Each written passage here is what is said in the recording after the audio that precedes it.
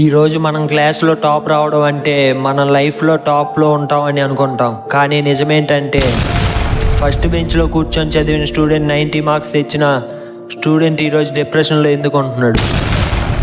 Topper కాదని వాడు హ్యాపీగా ఉండడు అనుకోవద్దు. టాపర్ అయిన వాడు కూడా సాడ్గా ఉంటున్నాడు. Why our toppers becoming zeros after school or college ending? మీరు స్కూల్లో టాపర్ అయినా కాలేజ్లో టాపర్ అయినా లైఫ్ అనేది స్కూల్ కాలేజ్ అయిపోయాక అలా ఉండదు. Life is not same when ever you feel top your school.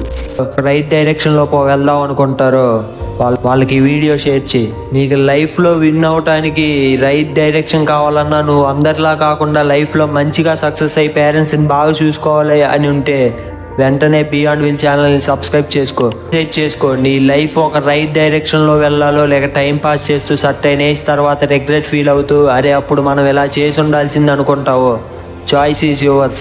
I think నువ్వు ఒక తెలివి కల్లవాడివి అయితే ముందే ఈ ఛానల్ని సబ్స్క్రైబ్ చేసి పెట్టుకొని ఉంటావు అనుకుంటున్నా.